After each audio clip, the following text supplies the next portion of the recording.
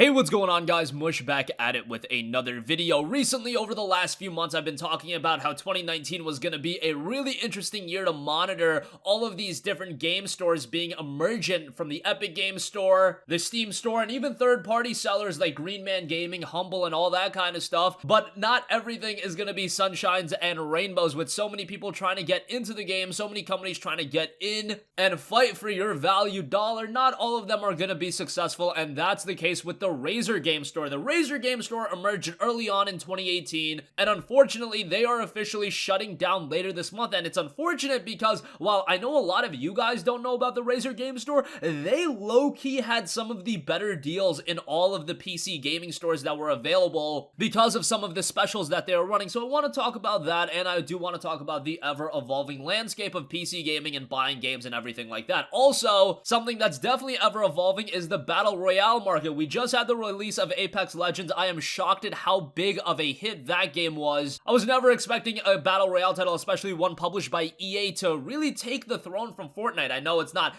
as big of a success at Fortnite at this point, but early indicators have Apex Legends as a legitimate contender. Well, another game that was trying to get into the BR4A was PlanetSide Arena. Unfortunately, that game has seen a significant delay. Will that game still be pay to play? Will it go free to play? Want to talk a little bit about that and the ever-evolving Battle Royale landscape. And lastly, there's a hidden deal right now on Steam of a game that's in early access, a game I talked about before called Bright Memory. I finally picked it up because it was on sale, and this is one of those cases. You add these games to your wish list when they go on sale, and when you find them pretty cheap, you might find a sleeper hit, and that's what happened when I checked out Bright Memory Episode 1. It's available for just $4.89. I played it for about an hour and a half, and I am thoroughly impressed with what this game has to offer. It's in early access. There's a little bit of a language barrier. There are subtitles, however, it is in Chinese, and some of the translations aren't completely on point, but from a gameplay standpoint, there's a lot to like out of Bright Memory, and I'm really interested to see where this game goes, and I want to talk a little bit about that at the end of this video. First of all, let's talk all about the Razer Game Store. Again, not everything is going to be sunshine and rainbows. Not everybody is going to be a big success when they try to get into the PC games market, and here's what Razer officially put out the other day. Dear gamers, we regret to announce that the Razer Game Store will cease operations on February 28, 2019,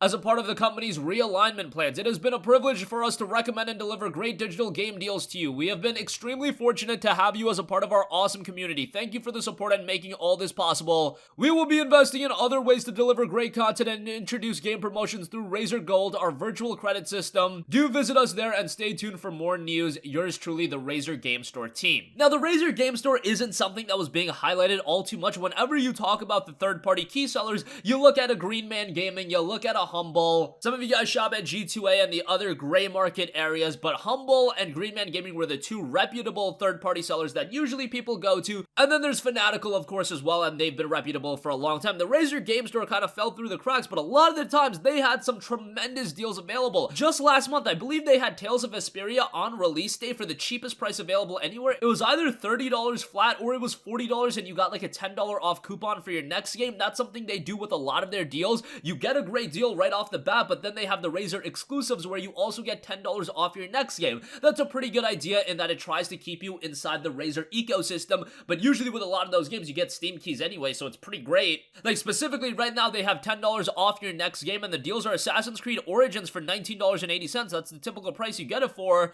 They have the FC5 Season Pass, they have South Park The Fractured But Whole Gold Edition and Watch Dogs 2 Gold Edition. All of those deals comparable to what you would see as the best deals available through a Steam, through a Green Man Gaming, through a Humble, but you also got $10 off your next game. So essentially, you would be saving $10 on top of whatever deal was available, and you could continue to parlay that over and over again. Maybe it's a little bit my fault that I didn't talk about the Razer Game Store more, because I did notice that they were running these great deals. I just never gave them a strong mention, and I really should have, because they did have some great deals available. Again, I do believe I gave that mention to the Tales of Vesperia deal last month, but wasn't relatively consistent in my promotion whenever they did have great deals. So it's unfortunate, but hey, that's the landscape that we're gonna be in. With all of these different companies trying to get into the market, not all of them are gonna be big successes. Epic has the backbone right now, and they're creating their own platform. Steam is obviously always gonna be around. Humble has kind of carved their own niche. And Green Man Gaming offers some of the best deals even on pre-order, so they're gonna be around for a long time, as is a Fanatical. The Razer Game Store unfortunately could not make a significant impact, and now they'll be shutting down on February 28, 2019. Of course, Razer is gonna persist as a company, and it'll be interesting to see where they go in the future.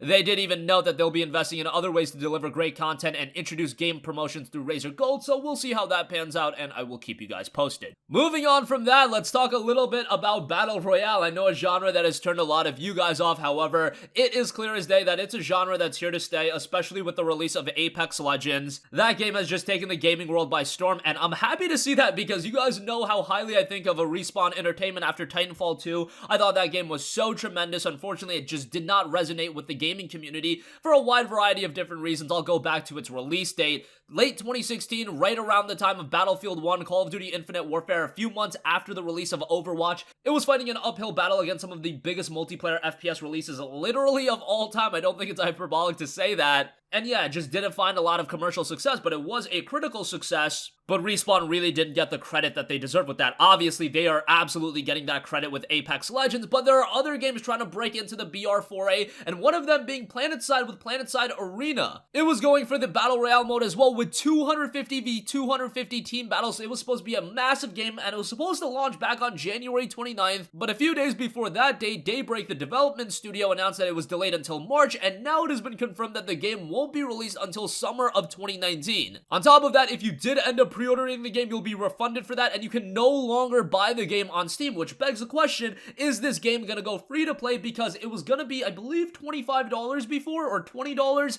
I just don't think that's gonna be able to compete. Sure, some people don't like free-to-play games and they want to buy their games. When you're going for a game that's 250 v 250, that's gonna entice some people from the get-go. I don't think that's gonna entice people enough to buy the game and drop their money when you do have free options like in Apex Legends that's just exploded. When you have Fortnite still around, even though PlanetSide has some sort of a name attached to it, I just don't think it has that big of a name where people are going to drop money right from the get-go, and PlanetSide has always been built as a free-to-play offering, so to make it a buy-to-play game, I think that's a little bit off. I'm all for buy-to-play games. I just think in the Battle Royale market, it's been climatized and normalized that these are going to be free-to-play offerings, and if you do want to invest money, you can invest money. Now, obviously, there have been pay-to-play Battle Royale titles. PUBG was one of the biggest ones, but PUBG also got its foot in the door right away. I'm talking about a new Battle Royale title being released in 2019. Yes, a Call of Duty Black Ops 4 got away with it, but you're building off the Call of Duty IP. Obviously, PlanetSide is not as big of an IP as a Call of Duty, and Call of Duty was just not a Battle Royale offering. What if Blackout was released as a standalone game? Would people have dropped $60 for it, or even $20 for it? I don't know. Maybe they would have, but again, you're building off the Call of Duty name, and it was sold as a package with a multiplayer mode, with a zombies mode, and Battle Royale was just attached to it, and people would drop $60 for that. PlanetSide Arena, even for a $20 price point, I don't know if people would drop that kind of money. And I do think with them pushing it back to summer of 2019, with it being confirmed for a PlayStation 4 release, I think one decision they should be making, or at least looking into,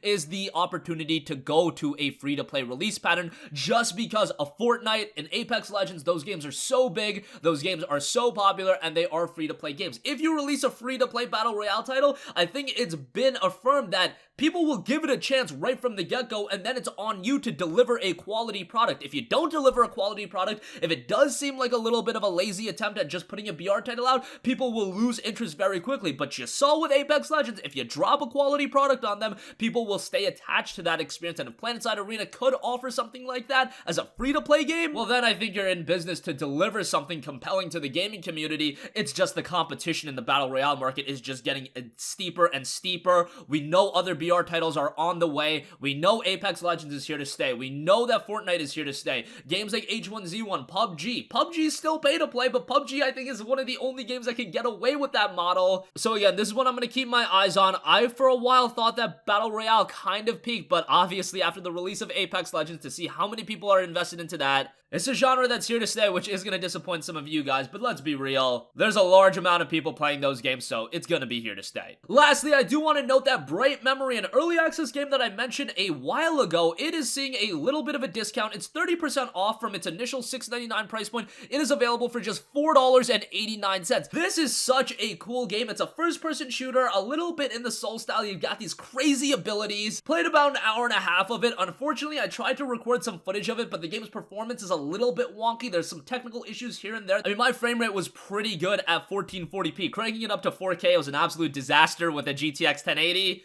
But man, oh man, playing this game, it's fast-paced, it's stylish. The story has been completely lost on me, but visually the game looks great. And again, I think the one thing you'll notice about the game from the get-go is that it's a super flashy game, super nice to look at. One thing I also did notice is right away, early on in the game, you'll find a bonfire, you lit it, and it's literally the exact same as Dark Souls when you lit a bonfire. Like, the exact same logo pops up. I'm just a little bit worried on that. Looks like a little bit of an infringement. I don't know if they could get trouble for something as small as that, but if you guys played Bright Memory and you played Dark Souls, tell me that it's not the exact same. I think you'll be hard-pressed to do so. But $4.89, this is a game that, again, I tell you guys to add these kinds of games to your wish list because you're gonna run into these hidden gems. Picking it up just because I had some extra money in my Steam wallet, a $4.89 investment, I'm getting a great time out of it, and it's a game that's gonna be ever evolving, and I imagine as it progresses in development, it is gonna get more and more expensive. That's usually the case with early access offerings, so if you have some sort of interest in it, I would pick it up as soon as possible. If you don't want to take my word for it, take word of 6,400 people that have left Steam reviews for it at very positive, 94% positive, so it's literally 1% away from being overwhelmingly positive. This is a game that I think if it progresses well, if the developer can continue to put more and more content out for it, by the time it's ready to go for a full release, it might be one of the bigger Steam releases that we've seen in a little bit. So keep your eyes on that. If you still don't want to buy it, at the very least, have it to your wishlist because I'm very impressed with what they're putting out.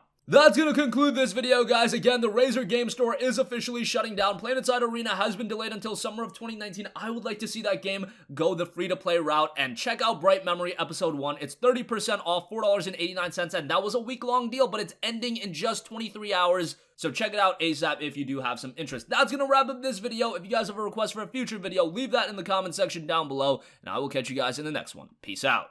Hey, what's going on, guys? Mush here again. Hope you enjoyed the video. As you guys might know, YouTube's notification system is sometimes a little bit wonky, even if you're subscribed to the channel. Maybe you're not abundantly aware that I uploaded a video. To remedy that situation, make sure you hit the bell notification button. This way, whenever I upload a new video, and I try to upload as consistently as possible, you will be notified directly of the upload, and you can watch it as soon as it goes live. I would really appreciate it if you guys hit that button so you can stay up to date with all of the content I'm posting. But as always, guys, thanks for watching, and I'll catch you guys in the next one. Peace out.